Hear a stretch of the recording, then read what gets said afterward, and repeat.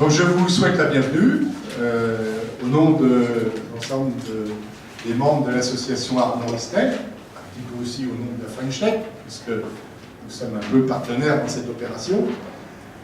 Et je vous remercie d'avoir pris un peu de votre temps pour être avec nous pour célébrer ces 25 ans de notre association Armoristel.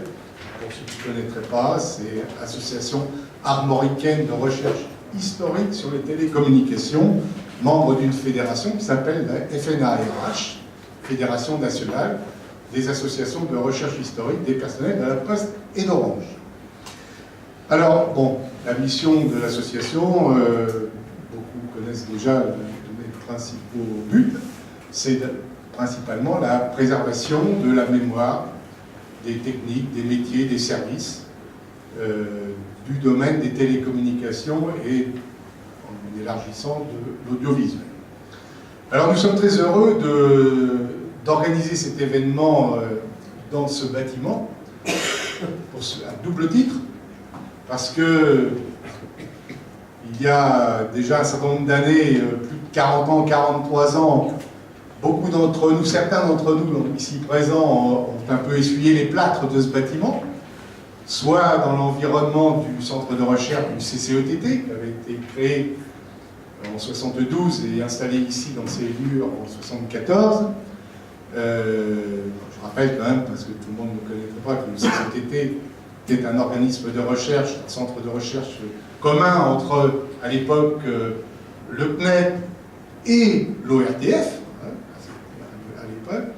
Et il y avait aussi dans ce bâtiment la direction régionale des télécommunications, qui a d'ailleurs, vous allez le savoir un peu plus tard dans mon discours, était à l'origine un petit peu de notre association. Donc nous sommes heureux, certains d'entre nous plus particulièrement, parce que ces locaux-là nous rappellent de très bons souvenirs, je crois qu'il faut le dire. Nous étions jeunes à l'époque, nous vivions peut-être, nous ne nous appelions pas des start-upers, mais l'esprit était là. Je pense que l'esprit était là, et ça se traduisait différemment, mais c'était un petit peu la même démarche. Et puis, comme je le disais, la deuxième raison d'être présent ici, c'est que en 1992, sous l'impulsion de salariés de la direction régionale des télécommunications, certains d'entre eux sont parmi nous, là, ce soir, je pense à Alain Daladoire, Michel Mélisson, ont eu l'idée de créer cette association Armoristel parce que 92, c'était un an après le changement de nom de la Direction Générale des Télécommunications, qui est devenue France Télécom, et on attaquait là le redéploiement de l'entreprise, les réorganisations, avant qu'elle ne passe en société anonyme en 1996, et toute réorganisation correspond à des évolutions matérielles, etc. Et ces gens-là voyaient disparaître beaucoup de matériel, d'équipement, et ils se sont dit, c'est pas possible, il faut qu'on préserve ça pour la mémoire, pour les futures générations. Et ils ont eu l'idée, avec le directeur régional de l'époque, qui s'appelait Philippe Bodin, de créer Armoristel. Donc voilà, c'est un petit clin d'œil de l'histoire. Ça fait deux raisons d'être présent dans ces locaux. On était des locaux qui étaient très différents, parce que c'était très cloisonné. On voit qu'aujourd'hui, la façon de travailler est très différente de ce qu'on a connu au début de nos activités professionnelles les uns et les autres. Donc nous sommes aussi très heureux que la French Tech ait accepté de nous recevoir dans ce lieu et d'être un peu partenaire de l'événement en animant notamment la deuxième partie de la soirée, après la table ronde, présentation de quelques startups qui évoluent ou vont évoluer dans des domaines qui sont un peu liés à l'histoire que nous-mêmes on a pu connaître les uns et les autres. Et puis je dois dire que nous devons un grand merci aussi à la French Tech, parce que à cette occasion nous sommes devenus un peu des tweetos, et j'espère que nous aurons beaucoup de followers dans les années à venir. Voilà. Bon, alors donc vous avez compris, l'objectif d'Armoristel, c'est de maintenir un peu le lien entre le passé, le présent et le futur. Et pour nous, c'est essentiel, et d'honorer la devise de l'association, qui est, qu'on a reprise d'un député européen qui s'appelait Otto de Habsbourg, qui disait toute société qui oublie ses racines, qui n'a plus de mémoire collective, est comme une famille qui perd son âme. Voilà. Donc je pense ramener à nos propres activités, c'est quelque chose que l'on peut méditer. Donc 92, on commençait à parler du numérique. Je crois que maintenant c'est clair, il est omniprésent partout et on va le voir au travers de la table ronde. Table ronde sur laquelle nous avons, nous, deux objectifs principaux. Bien sûr, le premier, et c'est d'essayer de mesurer, enfin de rendre compte, témoigner du chemin parcouru depuis 92 jusqu'à nos jours, de reparler peut-être de mutation, de rupture technologique, d'évolution dans les domaines des télécoms. Et puis, on le disait tout à l'heure dans la préparation, en tant qu'association de recherche historique, notre objectif est aussi de réfléchir à la méthode de transmission de la mémoire ou de l'histoire, histoire qui est vécue aujourd'hui par les gens qui sont actifs, qui sont dans ce monde des nouvelles technologies, de l'innovation. Comment préserveront-ils la mémoire de leurs travaux pour les générations futures? Chose que nous, on arrive à faire par rapport à notre histoire vécue. Et bon, voilà. Donc c'est une question. Je pense que, comme disait certains, il y a une urgence à préparer le futur en s'appuyant sur l'histoire. Voilà, donc c'est juste une petite présentation d'Armoristel et des objectifs associés à cette table ronde. Table ronde que nous sommes heureux maintenant de présenter. Hein. Nous avons voulu, quand nous avons pensé à organiser cette table ronde, associer des témoins de ces années, pas forcément tous depuis 92, mais de ces développements, témoins qui représentent les différents volets de la société, à la fois industrielle, institutionnelle, recherche, opérateur, voilà. Tout ça de façon à ce que les différents points de vue puissent être échangés. Alors, je vais vous présenter et passer la parole ensuite. Bon, cette table ronde sera animée par quelqu'un qui est bien connu sur la place rennaise, et peut-être au-delà, Bernard Marquet, qui est un ancien collègue bien sûr, du CCTT et de France Télécom et d'Orange. Ici, oui, Bernard Marquet, qui est maintenant conseiller départemental, hein, en charge aussi de l'innovation et de la recherche au niveau du département. Et puis tu as aussi été, c'est un peu aussi ce volet-là qui est intéressant, tu as été un ancien président de la cantine numérique, cantine numérique rennaise quand elle existait. Voilà, donc tu as toute une expérience dans le domaine de l'évolution des technologies. Alors, associé bien sûr à la table ronde, pour représenter, je vais commencer par les dames, par Isabelle Pellerin, donc, qui est vice-présidente de Rennes Métropole, qui représente l'institution, si j'ose dire, qui est en charge de l'innovation, hein, de la recherche, des enseignements à Rennes Métropole. Donc les territoires et les métropoles sont des acteurs importants du développement économique de ce secteur, donc nous apportera son témoignage. Christiane Schwartz, je ne sais pas si je vous la présenter, Christiane dans ces lieux, parce que elle a effectivement eu un long parcours dans le domaine des technologies de l'information sur la région rennaise et bien au-delà, hein, à France Télécom Orange. Donc Christiane est ancienne directrice du CCETT et ex-présidente du pôle image et réseau. Bon, il y a plein d'autres titres, mais je me contenterai de ces deux-là. Merci à vous deux de vous être associés à cet événement. La partie industrielle, quelqu'un qui a vécu, disons, un peu toute cette histoire à travers ses propres actions, c'est Christian Kefelec, aujourd'hui président de la société Astelia, société qui s'est développée au niveau mondial, 450 personnes, 500 personnes aujourd'hui, fondateur de la société, et puis qui a eu aussi un long parcours du côté d'Edixia, créateur d'Edixia, président directeur général à l'époque d'Edixia. Donc il témoignera un peu de cette industrialisation en particulier sur le territoire.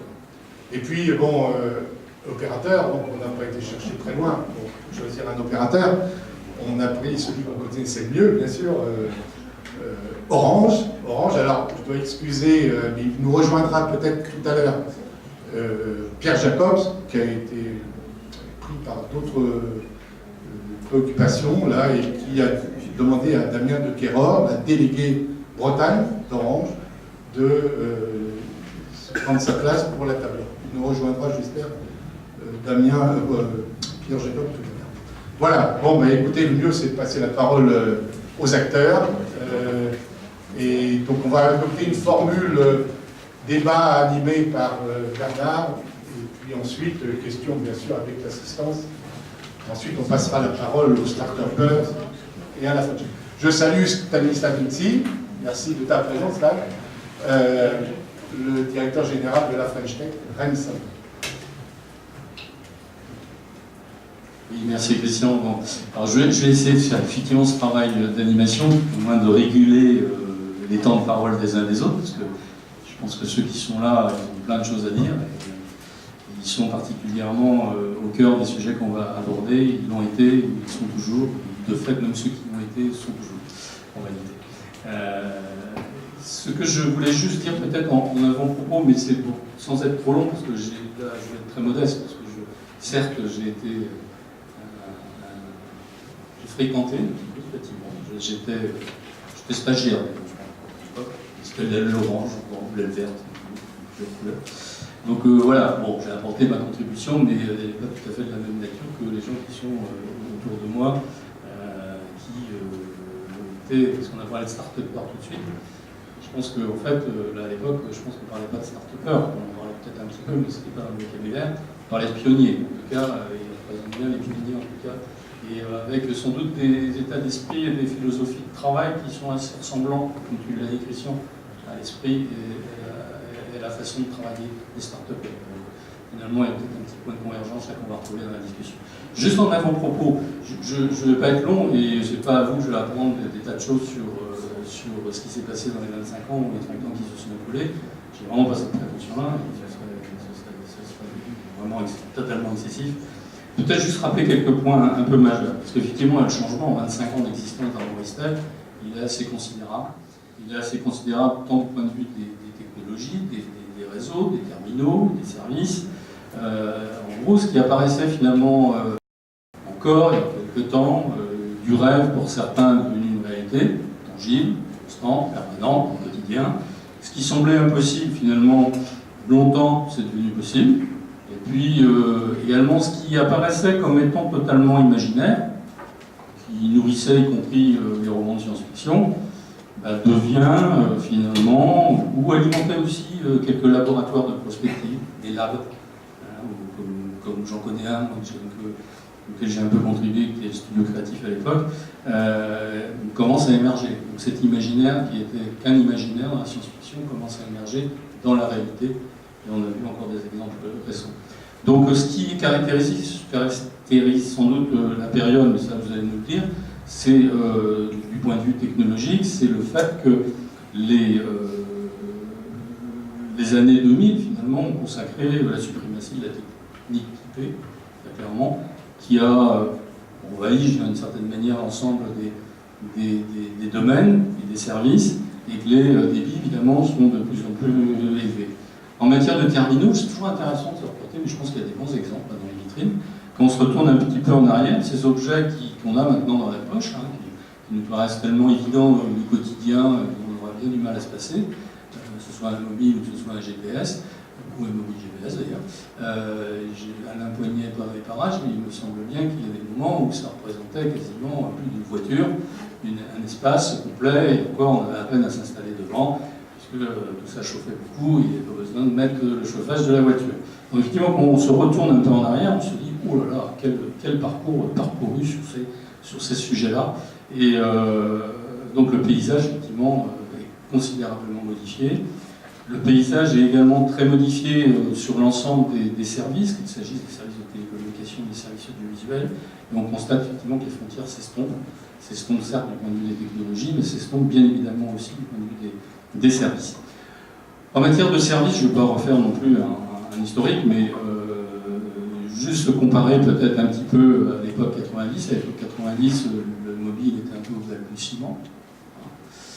Le Minitel était à son apogée, dans cette période-là. On commençait un peu, il y avait des esprits éclairés aussi au sein du CCNTT sur ces questions-là. On commençait à regarder un petit peu ce qui passait du côté www, hein, voilà, en se disant que là, il y a quelque chose qui est en train de se tramer. Et du côté des services à l'image, parce que j'ai un petit peu contribué à un moment modestement sur ce sujet-là, avec Bernard en particulier, que certains connaissent bien, bien évidemment, qui nous a quittés, hélas. Les services à la demande, en particulier dans les années 80, on les rêvait. On a tenté de les expérimenter sur certains territoires, je pense en particulier à Biarritz, où la vidéo à la demande, c'était on va mettre des cassettes dans des magnétoscopes en fonction des appels des téléspectateurs. Quand on regarde aujourd'hui, on se dit que tout ça a évidemment beaucoup bougé, messagerie, réseaux sociaux, vidéo à la demande, services d'image, géolocalisation, enfin bref, vraiment une vraie transformation en l'espace de 25-30 ans, qui est assez fantastique d'une certaine façon et considérable lorsqu'on se retourne un petit peu dans le passé. Du point de vue des acteurs, je pense que ça va être important aussi pour notre discussion, je ne vais pas être plus long que ça. Comme tout est numérique finalement, les contenus, comme le transport des contenus, finalement la lutte est féroce entre tous les acteurs. Finalement là aussi les frontières s'estompent, hein, puisque entre opérateurs, industriels, producteurs de contenus, et puis tout ça, on mélange tout ça et on fait aussi des géants du numérique, et bien ma foi les frontières sont aussi difficiles des fois, elles se chevauchent. Les intérêts sont souvent un peu compliqués, divergents, en tout cas tout ça se repositionne et il y a de nouveaux équilibres qui se créent, qui évidemment sont pas ceux d'avant. Donc le match aussi est mondial, on sait bien, et les enjeux sont évidemment colossaux. Et puis il y a un élément, je trouve que Jean-Yves Mérien qui est là est assez sensible aussi à ça, comme vous tous, c'est qu'il y a un autre partenaire qui est intervenu aussi dans le débat, qui sont les utilisateurs. Parce que les utilisateurs, on parfois on parlait des usagers. Après, on a parlé des utilisateurs, certes maintenant on parle des clients, c'est témoigne peut-être aussi d'un changement de contexte socio-économique, mais en tout cas les utilisateurs, ils ont un rôle, ils jouent leur rôle d'ailleurs, hein, soit parce qu'ils achètent, soit parce qu'ils n'achètent pas, mais aussi parce qu'ils sont producteurs de données, et que des fois leur insu, et que ces données-là, elles ont aussi une valeur, et que tout le monde se bagarre aussi autour de la valeur que produisent les utilisateurs. Et donc tout ça contribue aussi à faire évoluer le système. Dans ce contexte-là, Rennes a joué, et la Bretagne a joué son rôle, hein, un rôle aussi de pionnier, autour à la fois des industries de l'électronique, de la télématique, aussi du numérique. La question qui se posera à nous, c'est aussi de savoir quel rôle il peut encore jouer, quels sont ses atouts, et ça je compte beaucoup sur Isabelle aussi pour nous éclairer là-dessus, et quelles sont aussi les forces et peut-être aussi les faiblesses sur lesquelles il faut veiller. Voilà, c'était mon propos un petit peu introductif. Vous apprenez rien, je pense que c'est bien de remettre tout ça un peu en perspective. J'ai ma première question du coup, qui va arriver aux participants de la table ronde, c'est si on se retourne effectivement sur ce passé, d'après vous, hein, quel a été finalement l'élément clé, l'élément majeur de la transformation? Voilà. Soit il est technique, soit il est institutionnel, soit il est organisationnel, etc. Peu importe. Mais de votre point de vue à vous, finalement, qu'est-ce qui a marqué le paysage de ces 30 dernières années et qui finalement a fait considérablement évoluer le sujet des services autour des télécommunications et de l'audiovisuel pour faire vite. Je passe la parole peut-être à Léonore Odam, Christiane. Ah, c'est moi qui commence. Ça m'embête de commencer parce que j'avais envie de te prendre un tout petit peu à contre-pied, tu n'en seras pas étonné. Parce que quand on regarde 92 maintenant, et qu'on a quelques éléments de mémoire, on se dit tous les éléments technologiques, ou presque, qui ont provoqué les changements en 92 maintenant, ils étaient tous là, en 80, à ce moment-là. Je prends quelques exemples. La norme JPEG a été signée en 92. La première transmission numérique avec ce qui est utilisé aujourd'hui dans la TNT a été faite en 88. Le studio numérique de Rennes, premier studio mondial tout en numérique, c'est 85. Donc ça c'est le début par le côté production de ce qui va devenir la télévision numérique. Donc tout ce qui était très techno, disons les concepts de base et la faisabilité de base de tout ce qui a déclenché tout ça, était là en 92. Et donc, pour moi, ce qui s'est passé après, au moins jusqu'il y a quelques années, parce qu'on pourra reparler des startups d'aujourd'hui après, tout ce qui s'est passé, c'est l'explosion des usages, parce que tout ça est arrivé à peu près en même temps. Tout ça était disponible en même temps, parce que on savait, parce que la loi de Moore, parce que du fait de la loi de Moore, les réseaux jusqu'au réseau optique, parce que l'IB, et donc tout ce qui était dessous a permis que tout ça explose. Mais si en même temps qu'au passé on pense à l'avenir, il faut se demander aujourd'hui quelles sont les technologies clés, les concepts de base qui sont en train de mûrir aujourd'hui et qui font la prochaine révolution. C'est ça que j'ai envie de dire. On va y venir après. Damien. Je partage complètement ce que tu viens de dire. Je pense que tout était prêt, enfin toutes les briques technologiques existaient. En fait, ce qui a créé l'impulsion, ce qui est pour moi une révolution, la révolution numérique, enfin, je dis pour moi, mais pour beaucoup de monde, c'est le fait que effectivement tout le monde se l'est approprié dans un temps record. Et moi, je ferais juste une combinaison de deux éléments. C'est effectivement toute cette technologie numérique qui est arrivée dans ces années-là et qui est devenue très mature. Et puis également l'émergence de la mobilité, enfin toute la téléphonie mobile, qui a donné une impulsion supplémentaire. Et je pense que la confrontation des deux a créé effectivement une accélération et surtout une accélération qui n'était pas réservée à quelques spécialistes dans des labos, mais qui a été, a été pris en main par tout le monde. Hein, on peut considérer qu'aujourd'hui, 99,9% de la population est numérique. Alors, numérique dans son travail, numérique à la maison, dans ses relations. En fait, le numérique a envahi dans le sens propre, positif du terme, mais en fait, notre univers, et nous sommes devenus des êtres numériques, entre guillemets. Autant nos aïeux en 1850, en fait, avec la vapeur, ils ont décuplé leur force. En fait, la vapeur a décuplé leur force. Autant le numérique, en fait, nous, je pense, a décuplé notre relation, en fait, notre perception, notre savoir, et surtout notre capacité relationnelle. Et je dis nous, humains, et puis bientôt, et même déjà maintenant, même des objets. Donc en fait, c'est toute l'interaction, la relation que le numérique a exacerbé. Donc ça, c'est voilà, un élément d'accélération. Bien, donc si je comprends bien, les ingrédients étaient plus que là, mais par contre, il y a une mayonnaise qui s'est constituée après, qui a fait cet effet de démultiplication, mais les technologies, elles étaient. Alors, est-ce que, du coup, je passais la parole à Isabelle Pellerin, qu'est-ce qui a fait que cette mayonnaise ait pu prendre, finalement, d'une certaine manière, et a provoqué cette espèce d'explosion, un peu, voilà, qui a contribué au développement? Quel est le point de vue d'une représentante d'une grande collectivité?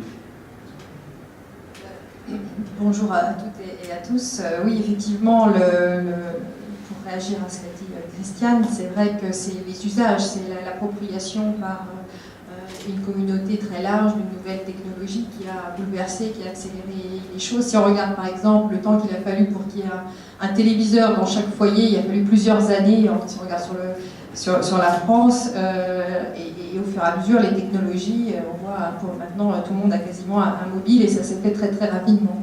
Donc les technologies, on s'en empare beaucoup plus rapidement qu'il y a bien sûr des années. Il a fallu des années pour qu'il y ait l'électricité dans tous les foyers, des années pour la télévision, et puis maintenant les technologies, elles arrivent très vite, et il y a une appropriation par le citoyen, par les usagers, les utilisateurs, les clients, on peut les appeler comme on veut, mais en tout cas c'est vrai que ça a accéléré, mais ça présage aussi une accélération sur les technologies qui vont venir, et si il y avait à l'époque, Christiane l'a dit, toutes les données, les données bibliographiques, la recherche, les techniques, les technologies étaient là, et c'est ce qu'on en a fait finalement qui a permis de mettre sur le marché ces technologies du numérique qui sont dans toutes nos vies, dans toutes nos professions. Ce qui est important, c'est que ce vivier, ce terreau de la recherche qui permettra les technologies de demain, il soit riche, il soit important. Et là, la collectivité, tu me questionnes sur ce que peut faire la collectivité, la posture de Rennes Métropole, c'est de soutenir cette recherche, cette innovation. Après, la technologie, effectivement, elle est prise par les acteurs économiques, elle est aussi, bien sûr, accélérée par les centres transfert de technologie, par exemple, on va sans doute en parler, mais le politique peut, que ce soit des politiques nationales, européennes, mais locales, puisque Rennes Métropole, on maintient cette politique de soutien à la recherche et à l'innovation, c'est pour justement maintenir le terreau propice à l'innovation technologique de demain. Si ce terreau se tarit, voilà, les innovations technologiques, elles ne pourront pas voir le jour. Donc c'est une posture assez originale que Rennes Métropole a fait depuis assez longtemps, puisque les collectivités locales, les métropoles, les régions sont souvent des acteurs qui interviennent plutôt en aval de la recherche sur le transfert, l'innovation. La posture de Rennes Métropole et de Rennes avant, c'était de soutenir la recherche fondamentale, le terreau. Parce que si l'écosystème n'est plus propice à l'innovation, c'est la création d'activités, la création de richesses qui est en péril. Donc ça a été notre politique. Et dans l'histoire de la technologie, il y a aussi l'histoire de la collectivité qui est partie du district, de l'agglomération et maintenant d'une métropole, pour justement pouvoir accompagner des politiques de soutien à l'enseignement supérieur, la recherche et l'innovation. Du coup, quel est le point de vue de l'industriel qui... Est-ce qu'effectivement, oui, c'est ça, qui transforme peut-être un peu les choses derrière? Est-ce que les germes étaient là? Est-ce qu'on est toujours sur le déploiement de ces germes, d'une certaine façon, leur expression? Ou est-ce que finalement les choses sont peut-être plus complexes que ça? Parce que la relation entre l'industriel, la recherche, l'innovation, peut-être que le monde industriel a retrouvé une place qu'il n'avait peut-être pas encore à l'époque. Le risque, en passant en dernier, c'est d'enfoncer les portes ouvertes. Donc je suis d'accord avec tout ce qui a été dit, et je ne reviendrai pas sur le côté la techno existait, elle était bien là, on est juste à se développer, qu'il y a un certain nombre d'éléments qui lui permettent de se développer. Je vais juste paraphraser pour faire un peu de techno.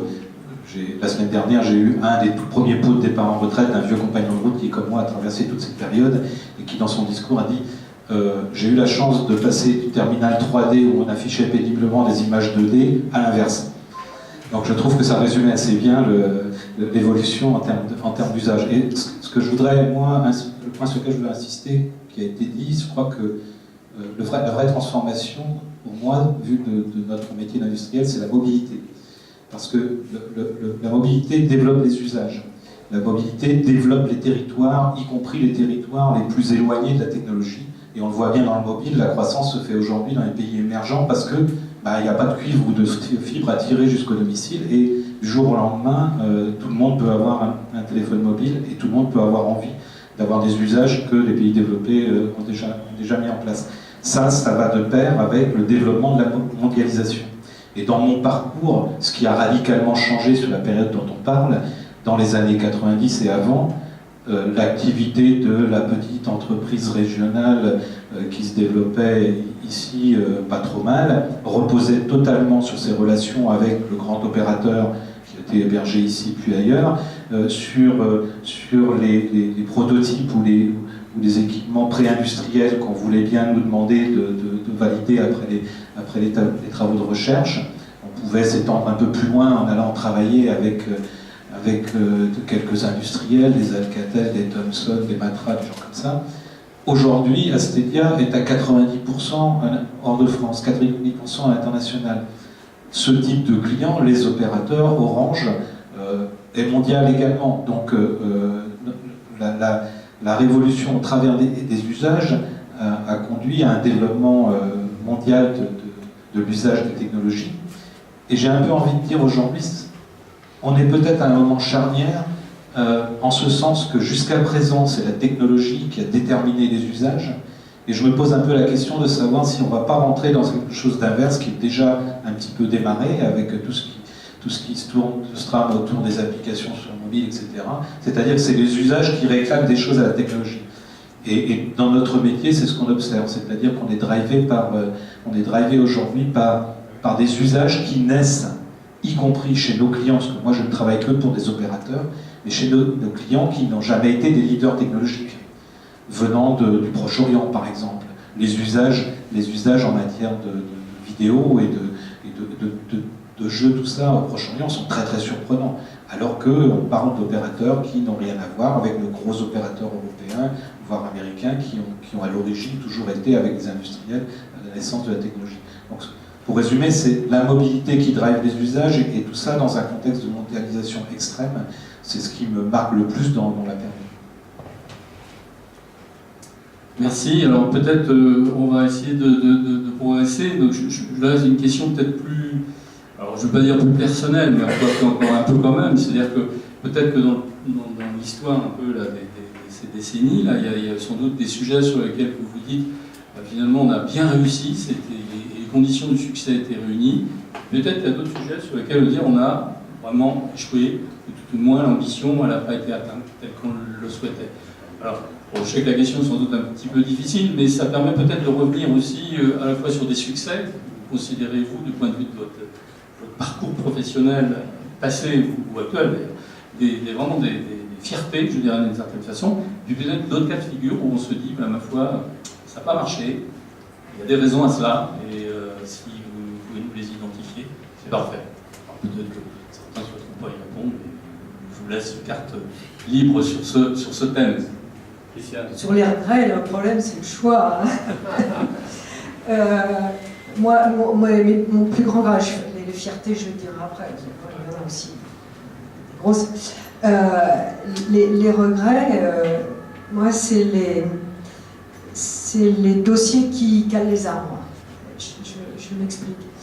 Un certain nombre de gens à certaines époques se sont mis ensemble pour réfléchir et réfléchir un petit peu sous forme de think tank ou sous forme de choses faites pour la région, par exemple, sur des stratégies à moyen et long terme. Ils ont fait des gros boulots, ils ont identifié des pistes, ils ont produit des documents sur ces pistes et le résultat cale les armoires. Alors, pourquoi? Je crois que là, on n'a pas le temps de discuter du pourquoi, mais c'est vrai au plan régional, c'est vrai au plan national aussi. Et ça, c'est très dommage, parce que sans vouloir paraphraser et dire que c'est bien de regarder ce qu'on a prévu et de trier dedans de ce qui est arrivé, mais quand même, on a identifié, je pense en particulier à une stratégie d'innovation pour la région qu'on a produite avec Frédéric Cossarieux, François Lorayez sous la houlette de la région et de l'AEB. On avait identifié des thèmes comme les objets connectés, les logiciels embarqués, comme étant clés pour le développement au-delà d'éthique de l'époque. On avait identifié le web sémantique et tout ce qui est devenu ensuite, je pense, le big data. Et ça, on a aussi identifié l'importance du croisement de filières, c'est-à-dire de lier systématiquement l'éthique avec l'économie numérique, avec l'économie plus territoire, ne serait-ce que l'agriculture, la mer ou la santé. Et ça, on ne peut pas dire que ça ne se fait pas, mais ça n'a pas pris l'envergure que ça aurait pu prendre. C'est vrai aussi au plan national, où j'ai commis, avec beaucoup d'autres, beaucoup plus pertinents que moi, une stratégie d'innovation 2025 qui cale aussi les armoires et qui disait qu'il fallait croiser beaucoup les technologies, par exemple le numérique et les neurosciences, l'éthique et les neurosciences, l'éthique et la bio, l'éthique et l'environnement, et que ce n'est qu'autre. On avait même fait des gens qui nous avaient fait, c'était au niveau du plan, je ne sais plus comment ça s'appelle maintenant, le plan, c'était le plan, le contrat de plan, etc. On avait même fait des gros calculs, parce qu'il y avait des gens qui savaient calculer économiquement les choses, et qui disaient que c'était la seule façon de vraiment faire une croissance PIB significative si on arrivait à faire travailler ces choses-là ensemble. Donc ça, c'est vraiment des regrets, et on a vu des choses, et pourquoi on n'a pas réussi à les communiquer suffisamment à ceux qui prennent les décisions pour qu'ils fassent avancer les choses. Bon, je reviendrai sur les succès. Je reviendrai sur les succès parce que la question que tu poses finalement s'adresse d'une certaine façon aux politiques au sens large. Et là, nous aussi, parce qu'on a Oui, pas su peut-être qu'il y a des communiquer la modalités qui chose n'ont avant. pas permis, mais quel est ton sentiment là-dessus sur cette affaire finalement des croisements dont on parle depuis longtemps, je pense, depuis 30 ans, Oui, ça. ouais, voilà, avec beaucoup d'actualité effectivement dans la période de 2005, 2008, 2010. Voilà, Isabelle, c'est une préoccupation ou c'est pas encore une préoccupation? Non, je pense que je pense que c'est toujours vrai, cette nécessité de croiser les disciplines, les filières, de faire en sorte que le numérique diffuse dans d'autres secteurs d'activité, y compris localement, enfin régionalement dans l'agroalimentaire, dans d'autres secteurs d'activité, c'est toujours d'actualité, c'est toujours important et on sait que c'est là que les leviers de croissance existent. Donc ces réflexions, ce travail qui ont permis de rédiger des rapports, je ne pense pas qu'ils calent des armoires, ils ont permis de nourrir la réflexion des élus.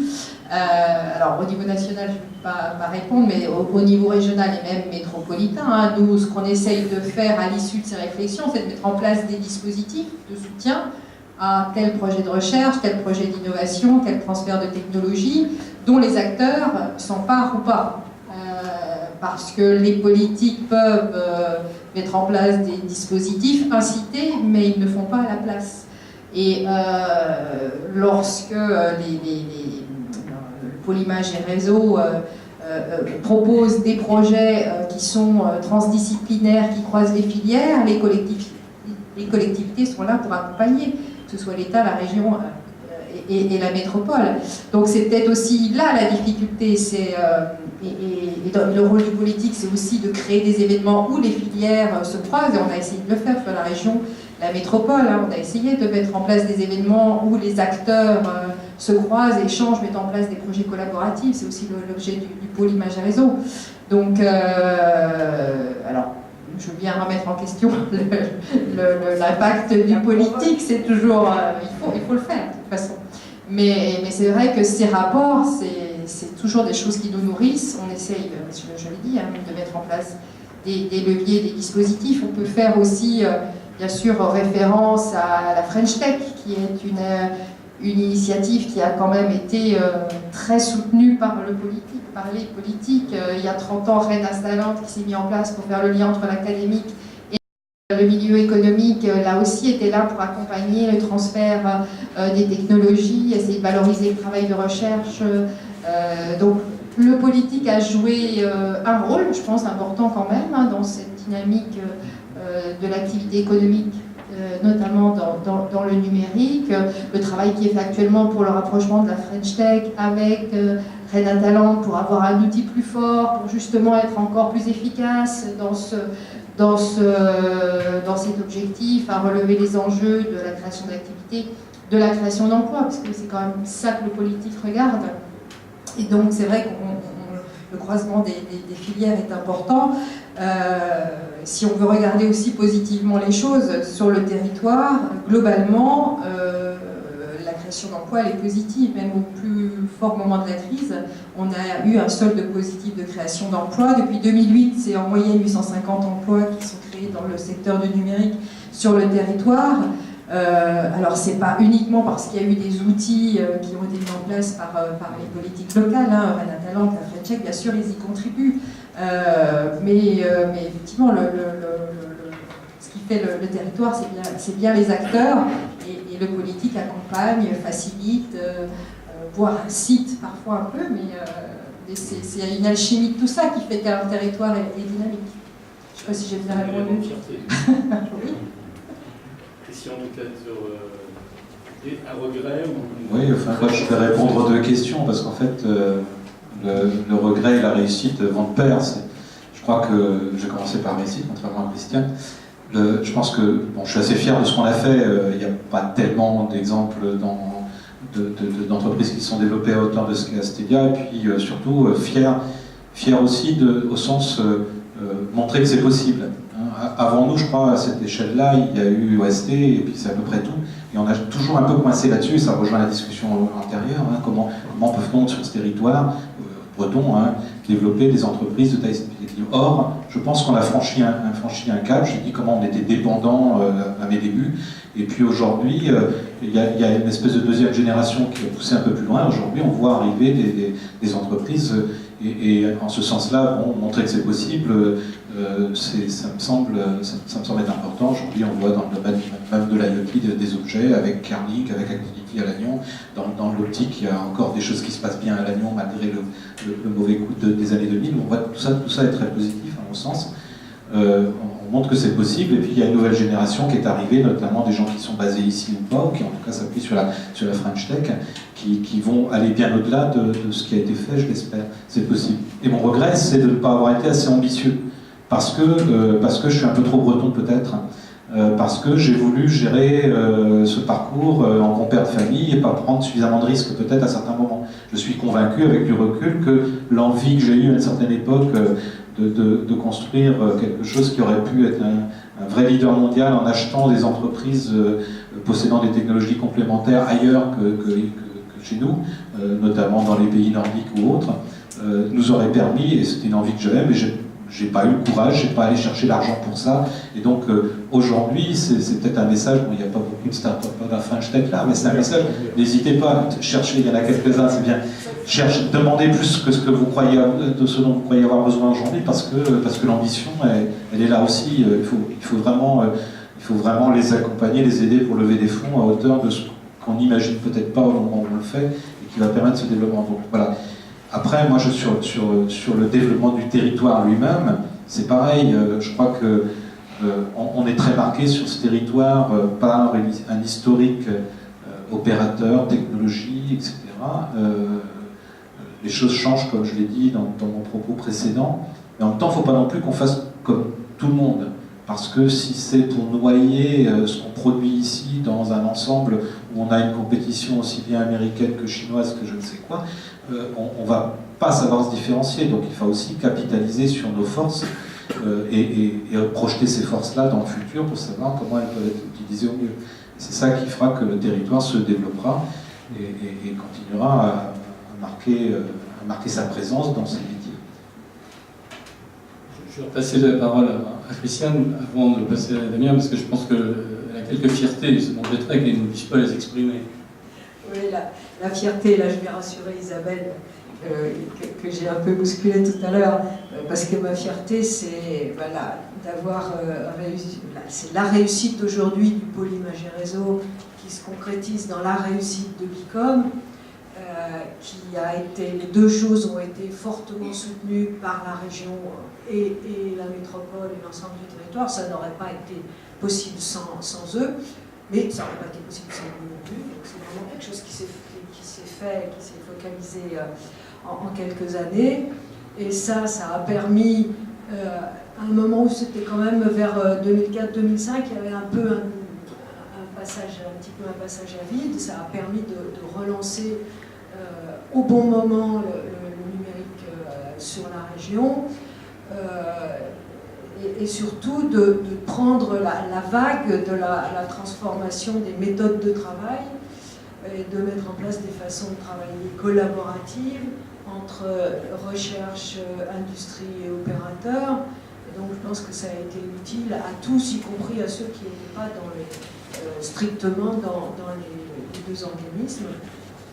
Moi, je suis très très fière de Bicom qui a quelques années, pas deux je crois, et qui cette année a eu le prix du NAB pour une de ses démonstrations. Donc, je pense que toute la région peut être fière de ça.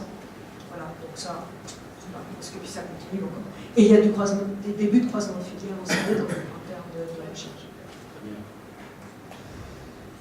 De mon côté, je ne suis pas sûr d'avoir des regrets parce que je pense que les échecs qu'on en a eu, des échecs commerciaux, des échecs dans l'innovation, qu'on n'a pas porté alors qu'on y croyait, pas porté jusqu'au bout.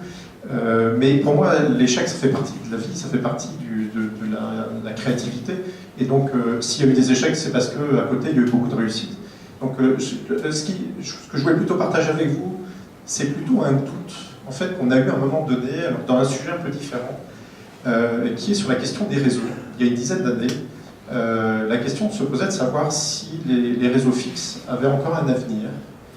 Et ce doute, il a duré quelques temps, alors que la technologie fibre, elle est assez ancienne, hein, puisqu'on l'a développée à Lannion il y a plusieurs décennies. Et pourtant, il y a eu un doute à un moment, et on était en passe de délaisser peut-être les réseaux fixes. Parce qu'effectivement, l'émergence du mobile a créé une opportunité extraordinaire.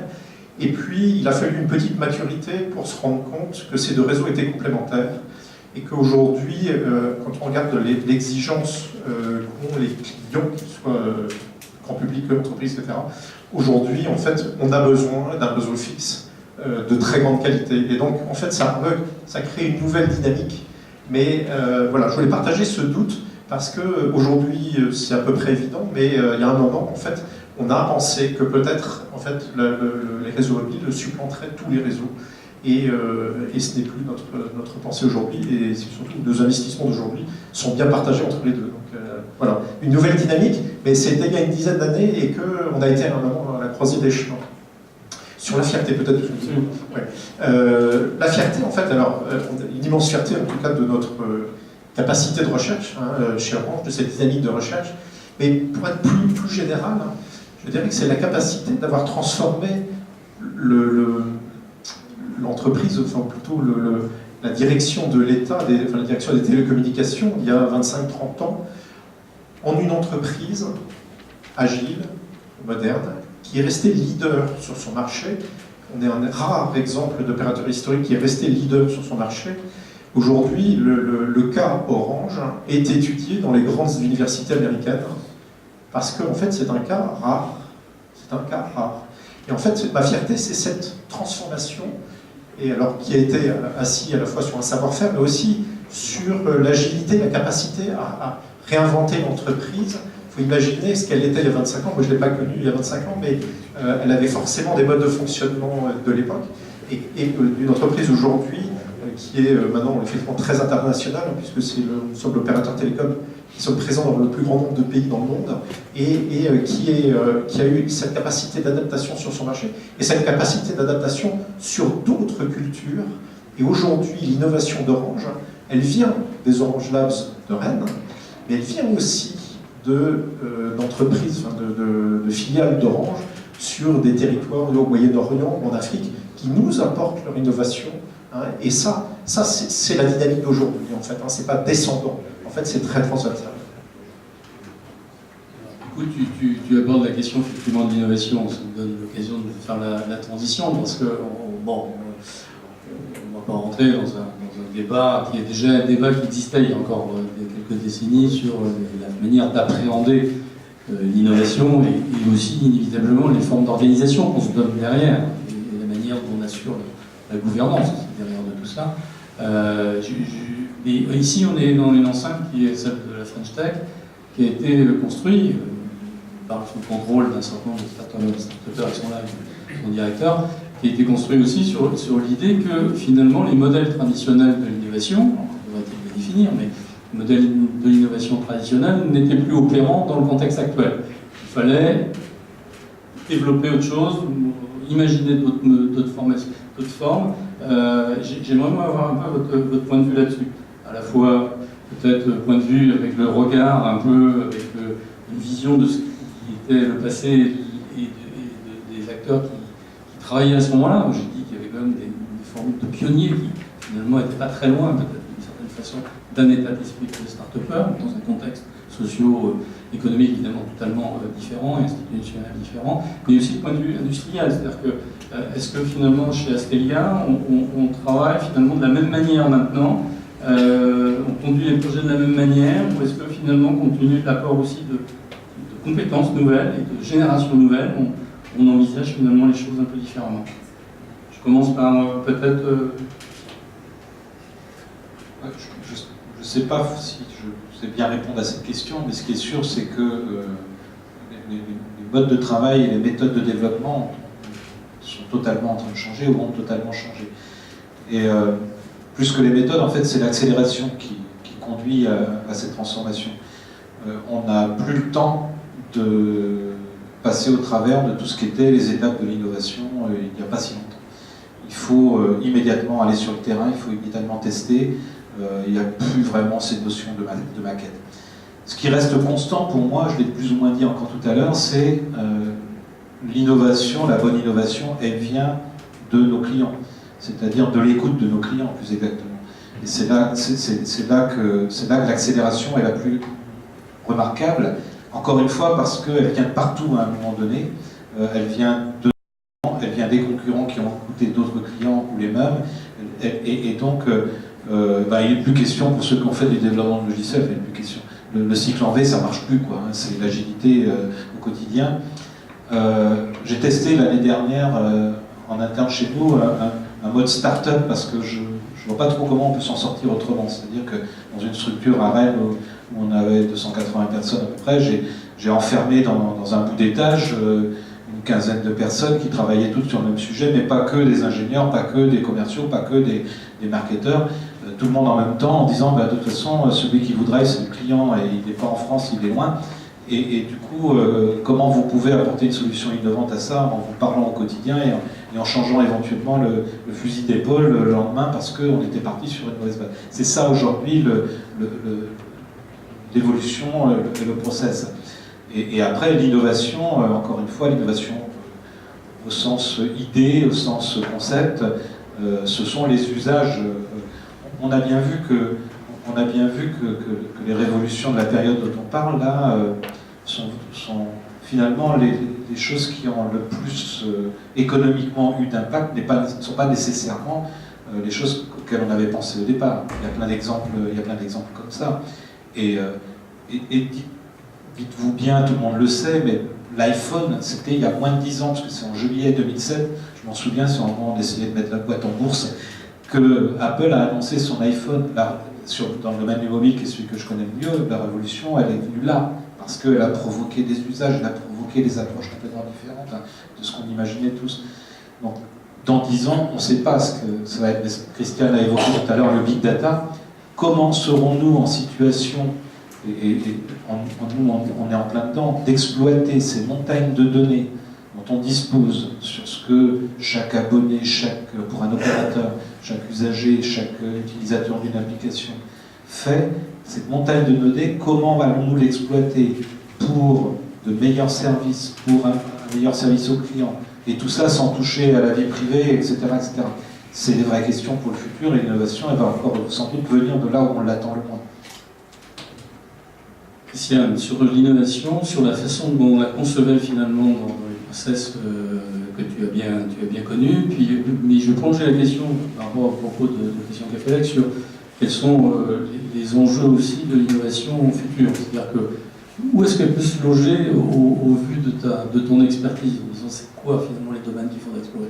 On a parlé du big data, est-ce qu'il y en a d'autres? C'est vache, c'est vache. Avant d'y répondre, ça me permettra de réfléchir en backup là derrière.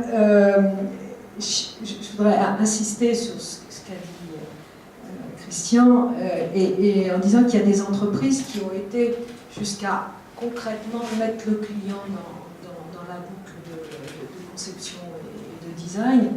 Un exemple qu'on a étudié au pôle il y a quelques années, c'était l'exemple de la société Lego qui organisait des bacs à sable avec des baumes pour comprendre comment ils jouaient et qu'est-ce qu'il fallait mettre d'autre. Et c'était pas que du marketing, c'était vraiment dans la boucle de conception. Ça, c'est pas possible dans tous les types de produits, mais dans les services, c'est certainement possible de le faire beaucoup plus systématiquement.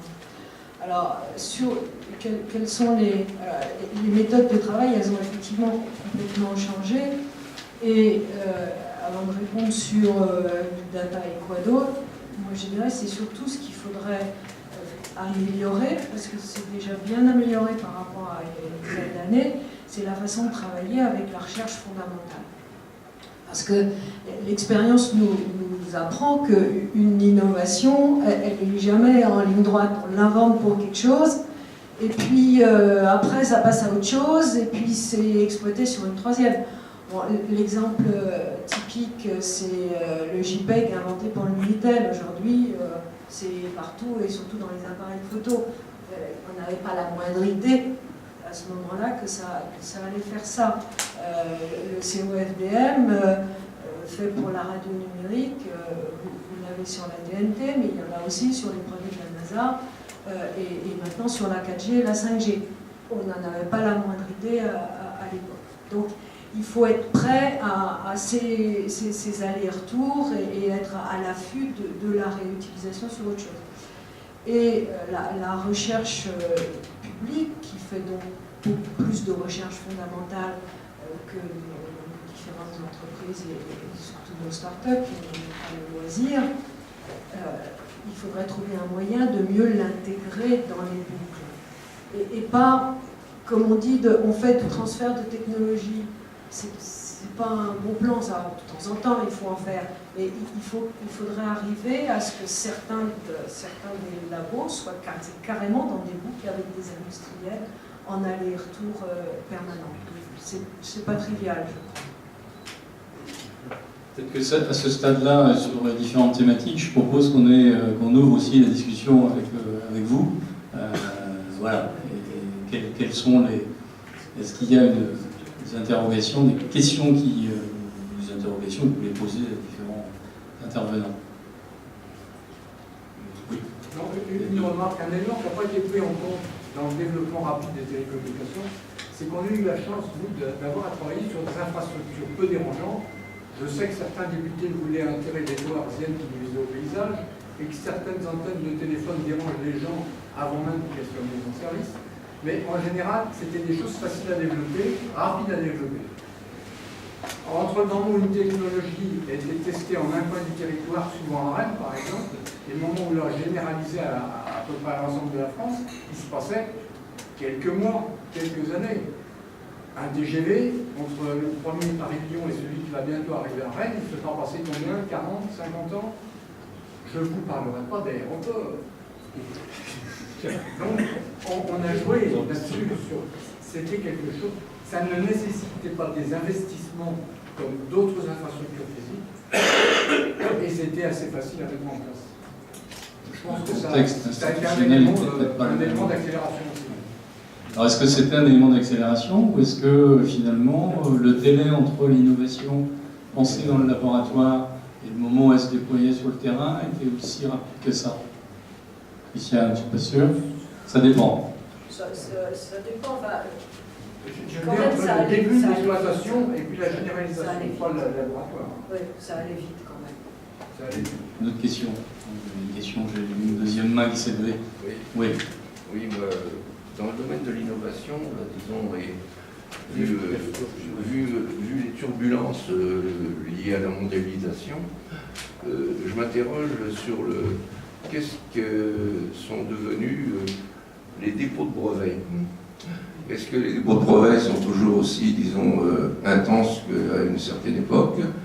Et quelle est l'utilité aujourd'hui de déposer des brevets, sachant que tous les opérateurs ou tous les industriels s'auto-piratent réciproquement, et on s'aperçoit qu'en fait, quel que soit le type d'opérateur, on voit les mêmes produits arriver sur le marché. Et est-ce qu'il n'y a pas un risque, là, disons, face à ces brevets? Est-ce que ça existe toujours? Est-ce que cette notion-là est toujours d'actualité? Je propose de passer la question à Christian, parce que c'est, voilà, comment faire pour protéger ou aller plus vite que la musique, en quelque sorte, et les autres? Je suis très mal placé pour répondre. Les entreprises que j'ai dirigées n'ont jamais déposé un brevet. Donc ce qui est sûr, c'est que la raison pour laquelle on a choisi de faire ça, c'est qu'il nous est impossible de protéger, enfin, rien n'est impossible, mais de protéger à l'échelle mondiale, comme celle où on opère, notre savoir-faire, notre technologie, le temps de mettre tout en route et la dépense correspondante, et surtout la capacité à surveiller que ces brevets sont détournés et tout, sont carrément pas à l'échelle d'une entreprise, fût-elle aussi grande que Castilla, entreprise moyenne. Donc on a renoncé à ça, et de toute façon, le contournement existe partout. Vous avez raison, hein, on voit la même chose partout, même ceux qui sont aujourd'hui protégés par des brevets, se contentent généralement de se protéger sur leur territoire national. Nous, on est confrontés à des concurrents qui sont essentiellement américains, voire japonais. Les Américains, ils ne se préoccupent pas de nos technologies vendues en Europe, en Afrique ou au Moyen-Orient, mais si on met les pieds chez eux, ils commencent à regarder si on n'est pas sur quelque chose qui voisine un brevet déposé par eux. Donc voilà, je n'ai pas la réponse à votre question, mais c'est sûr que c'est... Le micro, tiens, parce qu'on mettait... Cette entreprise qui est pas loin au Champ-Blanc, dont le business model est basé sur l'exploitation des brevets qu'ils ont déposés et qu'ils continuent à déposer et à surveiller dans tout le monde, en dépensant beaucoup d'argent et en faisant un calcul économique qui permet de montrer que c'est rentable comme ça. Donc il y a plusieurs approches. Alors, il y a tout le volet services, développement logiciel et autres. C'est beaucoup plus compliqué de répondre sur ces éléments, mais je peux passer pas visiblement la parole. Et comme tu dis, nos amis américains ne se privent pas de nous bloquer systématiquement par des brevets. Et à la normalisation, c'est toujours la bagarre de pousser en normalisation les éléments sur lesquels on a des brevets. Ça continue et ça va, je pense que ça ne va pas changer de site.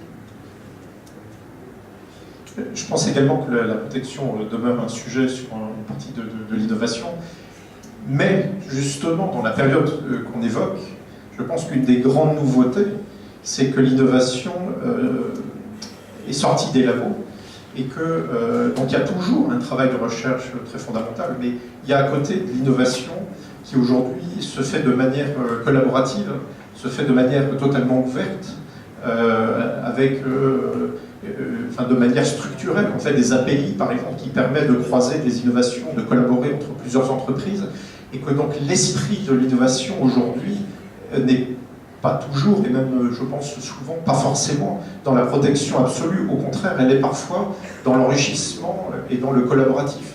Donc je pense que ça, c'est une des grandes ruptures de ces 25 ans.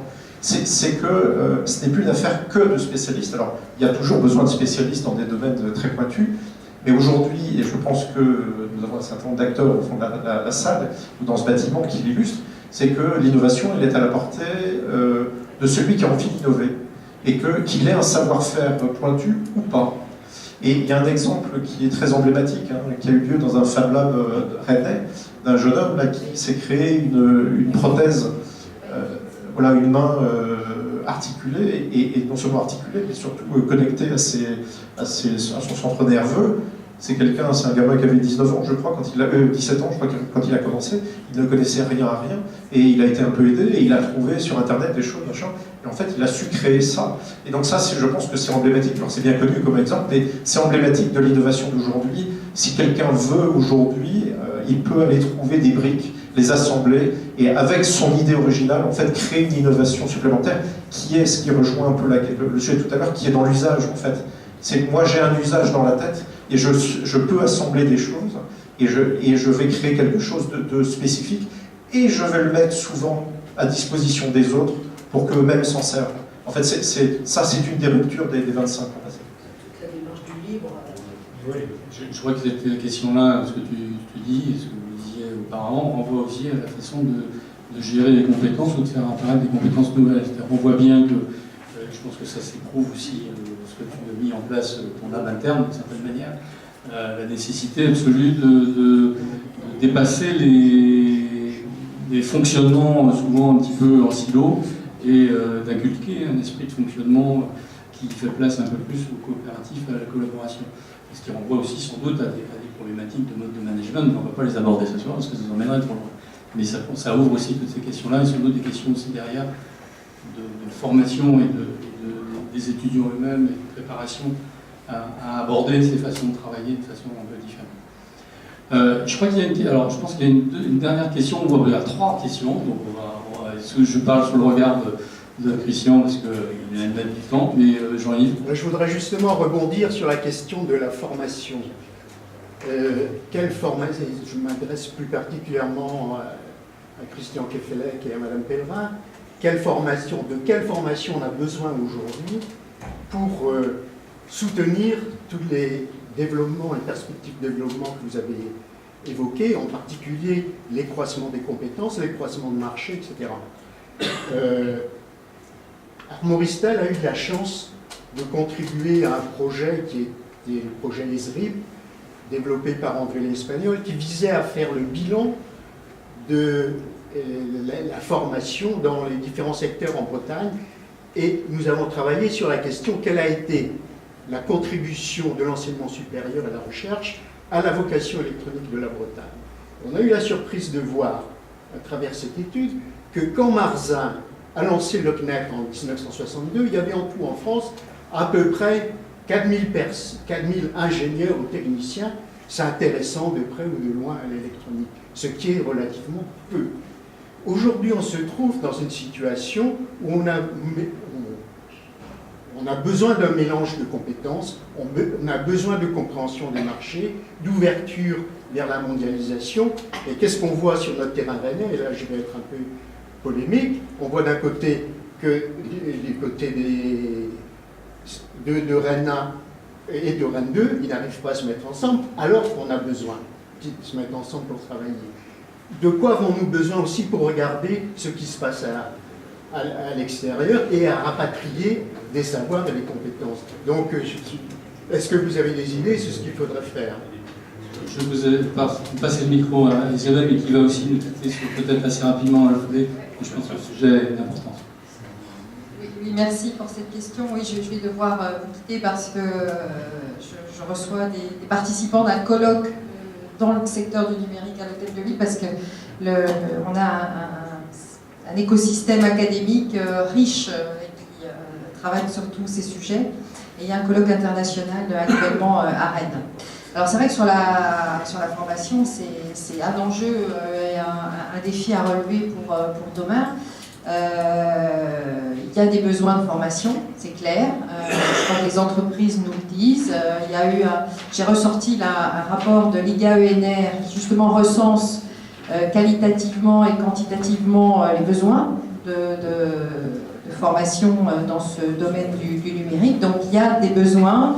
Ce qui ressort, c'est qu'il y a des besoins de recrutement Bac plus 1, Bac plus 5, donc des masters, et que les entreprises demandent des compétences transversales. Donc il faut effectivement peut-être réinventer des formations qui ne soient pas que sur des compétences technologiques, mais qui appréhendent aussi tous ces sujets et les usages qui interviennent dans ce secteur du numérique. Et si on parlait de regret tout à l'heure, s'il y a un regret que j'ai, moi, c'est effectivement qu'on n'ait pas pu rapprocher les universités de Rennes 1 et de Rennes 2. Donc je ne suis pas quelqu'un qui cultive le regret, mais c'est vrai que c'était un enjeu. Alors on ne baisse pas les bras, hein. Moi je reste toujours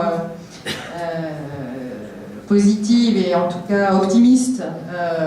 Il y a des projets qui se font entre les universités, entre les laboratoires, et même si l'institution ne s'est pas encore organisée de manière à ne faire qu'une seule, on ne désespère pas que ça arrive un jour. Et donc à travers l'élaboration de projets et de nouvelles formations qui font appel à des compétences transversales, des humanités. Maintenant, on parle beaucoup d'humanité numérique dans les formations. Je pense que c'est important que ça puisse être intégré dans des formations très technologiques. Et si vous faites référence au travail que André l'Espagnol a fait, hein, c'est vrai qu'il y a une histoire de la formation d'enseignement supérieur de la recherche à Rennes. D'ailleurs, le district, qui est donc l'ancêtre de Rennes Métropole, qui a été créé dans les années 70, s'est créé spécifiquement pour pouvoir accueillir Supélec. C'était au départ pour pouvoir répondre à l'accueil d'établissements d'enseignement supérieur que le district s'est organisé pour pouvoir appréhender cette compétence de l'enseignement supérieur de la recherche et de l'innovation. Donc vous voyez que le politique ne se désintéresse pas de ces questions, mais là encore, je conclurai là-dessus, j'ai commencé là-dessus, le politique peut inciter, peut animer des réflexions, mais ce qui fait le territoire, ce sont bien les acteurs de ce territoire, et en l'occurrence sur le rapprochement des universités et des établissements, des écoles, hein, parce qu'il n'y a pas que les universités qui qui sont en cours, on ne désespère pas d'arriver à quelque chose qui donne plus de visibilité et plus de force à tout ce qui concerne l'enseignement supérieur de la recherche, y compris le numérique. Juste pour finir, hein, on a effectivement eu un projet très récemment qui n'a pas été sélectionné dans les programmes investissement d'avenir. Le projet, c'était l'Université de Rennes. Il rassemblait Rennes 1, Rennes 2 et les 4 écoles qui dépendent du ministère de l'Enseignement supérieur de la Recherche, que sont l'INSA, l'IEP, l'ENS Rennes et l'école de chimie. Et donc il y avait un très beau projet, l'Université de Rennes, qui associait tous ces acteurs. Et le titre, l'intitulé du projet, c'était « Société numérique et durable ». C'était un très beau projet. Il ne s'est pas concrétisé dans le programme investissement d'avenir, mais on espère qu'il se concrétisera d'une autre façon et qu'on arrivera à créer dans les mois qui viennent cette université de Rennes avec un pôle très fort sur le volet du numérique, formation, recherche, innovation. Voilà, et je suis désolée, mais je vais devoir vous quitter. Je n'ai pas de problème. Je pense qu'on va peut-être s'acheminer évidemment sur la fin. Hein, je suis désolé de frustrer un certain nombre de vous qui avez des questions à poser. On peut peut-être profiter effectivement de l'arrivée de Pierre-Jacques pour nous dire 2 mots. Alors, bon, c'est compliqué parce qu'effectivement, il n'y a que le débat, voilà, c'est sûr. Mais je pense qu'il y a peut-être un sujet qu'on n'a pas abordé et qui tient à cœur évidemment à Armand Ristel. Vous pouvez en saisir éventuellement le cas échéant, mais en tout cas, je mets à la réflexion de tout le monde, même si on ne va pas le traiter évidemment là en quelques secondes. Il y a un sujet fort qui est au cœur de la préoccupation d'Armand Ristel, qui est et finalement comment on peut faire notre œuvre et notre travail de conservation de la mémoire et de la conservation finalement. Quand on sait que, ma foi, autant c'était sans doute facile encore qu'on récupérait un certain nombre de choses dans les laboratoires, et qu'avec un certain nombre d'éléments de dématérialisation, de logiciels, des choses un peu moins tangibles, un peu moins dans l'immédiateté, comment on peut faire? Voilà, c'est une belle question, mais qui est essentielle aussi quand même pour qu'on puisse avoir ces débats-là, peut-être pas nous, mais en tout cas certains puissent avoir ces débats-là dans quelques décennies. Voilà. Peut-être parce que c'est une vieille tradition chez Orange d'avoir aussi une conservation de la mémoire et de l'histoire. Oui, il va se présenter. Bonjour à tous. Je suis désolé de ne pas avoir pu assister au débat qui a précédé. Je n'ai pas de mémoire en fait de l'heure qui a précédé mon arrivée. J'en suis désolé. Je devais initialement participer à ce débat, mais j'avais une obligation. J'y ai couru et je vais vous voir avec grand plaisir. Avant de parler de la mémoire, j'ai bien noté la question. Donc, je suis Pierre Jacob, je suis le directeur Orange sur l'Ouest, c'est-à-dire sur ce beau territoire tout court, et ce beau territoire pour Orange qui couvre la Bretagne et les Pays de la Loire aujourd'hui, hein, où nous avons 13 000 salariés, où c'est le territoire où on compte le plus de salariés après l'Île-de-France, et j'allais dire, on poursuit l'histoire. Alors cette histoire, elle est très ancienne sur ce territoire. Orange a une place tout à fait particulière, ça fait déjà partie de la mémoire. Je dis, et Damien, excuse-moi parce que tu as dû souvent m'entendre employer cette expression, mais je dis qu'on fait partie un peu du patrimoine de la région, et que cette région de l'Ouest, et la Bretagne en particulier, fait aussi partie de la mémoire d'Orange et du patrimoine d'Orange. Et c'est important de continuer à perpétuer cette histoire, parce que il y a beaucoup de choses qui ont été réalisées ces dernières décennies, et beaucoup d'innovations, mais on continue à être un territoire innovant, où Orange a une place tout à fait singulière, et où on continue à développer des pôles d'innovation qui sont les pôles majeurs pour tout le groupe Orange et aussi bien sûr pour ce territoire. Donc l'histoire se perpétue parce que l'innovation c'est l'invention, l'innovation c'est fabriquer l'avenir, mais je pense, et je le dis souvent aussi à mes collaborateurs, qu'il faut aussi préparer l'avenir avec la mémoire du passé et du présent. Et ça pour moi c'est important. Je dois reconnaître, je dois en faire l'aveu que vous avez certainement une partie de la salle connu Orange, France Télécom avant moi. J'y ai quand même passé 19 ans, déjà, et je vais certainement y passer encore quelques années. En tout cas, j'en ai l'envie. Et cette histoire, c'est aussi la transmission qu'on a par les salariés qui vivent dans l'entreprise, par les générations qui s'y croisent. Et c'est aussi ce qu'on a appris de ces générations-là, ce qu'on a innové, et l'esprit, j'allais dire, j'ai trouvé aussi dans l'Ouest l'esprit pionnier, l'envie d'innover, l'envie d'expérimenter, l'envie d'être pilote sur des sujets qui sont en interne Orange et puis après pilote sur les produits et les innovations d'avenir, que ce soit sur le réseau ou les produits et services grand public ou entreprise, il y a cette envie d'innover toujours, d'être pionnier et de ne pas faire de l'histoire et de sa mémoire un fardeau ou une nostalgie, mais au contraire la volonté de perpétuer cette histoire qui ne s'est pas arrêtée du temps de tout ce qu'on connaît, y compris du patrimoine, j'allais dire, immobilier sur Rennes, hein, depuis République et son central téléphonique, le Mabilé, la tour bien sûr de Cesson-Sévigné, et puis en 2019 un nouveau bâtiment qui abritera, qui sera un peu la maison des ingénieurs et de la recherche et développement à Cesson-Sévigné, qui accueillera près de 1000 ingénieurs. L'histoire se perpétue et elle est visible sur le territoire. Elle est visible ici, elle est visible à Lannion et dans beaucoup d'autres villes de Bretagne, mais je pense que c'est ça qui est important, c'est de ne pas oublier ce qu'on a été, mais de ne pas être seulement fier de ce qu'on a été, être fier de ce qu'on va devenir. Et je dois reconnaître qu'ici, dans l'Ouest, on est pionnier sur beaucoup de choses. On est pionnier dans le domaine de l'image, de la boxe, du mobile, des nouveaux services innovants. On a des méthodes qui font que l'ensemble des salariés sont de plus en plus tôt dans les projets, ils expérimentent des projets. Par exemple, l'année dernière, la nouvelle Lightbox a été expérimentée par 3000 salariés avant d'être présentée au grand public. On aime ça, on aime innover, on a une certaine fierté. Alors parfois une pudeur aussi au sein du groupe, c'est qu'on n'aime pas forcément montrer et démontrer notre fierté, mais on l'a au fond de nous, et je crois que cet esprit d'innovation qui est ancien, continue et se perpétue dans la région. Et ça, c'est vraiment important. Alors ce qui a changé aussi, c'est qu'avant, j'allais dire, on avait des modes de relations classiques où il y avait un grand opérateur qui avait souvent le monopole des idées et de l'innovation, ou parfois qui en avait en tout cas l'intention, et puis il y avait des partenaires industriels qui étaient là pour nous accompagner sur la technologie, et puis nous ensuite la mettre en œuvre, et puis souvent créer ensemble et avancer ensemble. Aujourd'hui, les partenariats, le rapport de partenariat, il s'est beaucoup complexifié. Hein. J'allais dire, c'est à l'ère d'Internet et des multi-coopérations. C'est qu'aujourd'hui, on a des partenaires qui sont un jour partenaires et qui peuvent être le lendemain concurrents. Et on a des partenaires qui le sont sur le temps d'un projet et qui le redeviendront peut-être sur un autre projet. On a des partenaires plus durables. L'écosystème s'est complexifié vu de l'extérieur, mais surtout est un vrai moteur et un vrai accélérateur de l'innovation. On est dans un lieu symbolique ici, qui est ce qui représente le mieux l'histoire quand même de l'entreprise Orange et France Télécom, et puis on est aussi le lieu de la French Tech, c'est-à-dire là où s'expriment les jeunes pousses, l'innovation, les idées. C'est pas un monde qui vient après l'autre. Orange, c'est aussi, et ça doit être le partenaire incontournable, ça doit être un opérateur et une entreprise innovante qui est le partenaire naturel et incontournable des startups qui se créent, notamment dans la région, mais plus largement l'écosystème, et on doit en être fier aussi, qui a su se créer en France à travers l'ensemble du territoire du maillage des French Tech.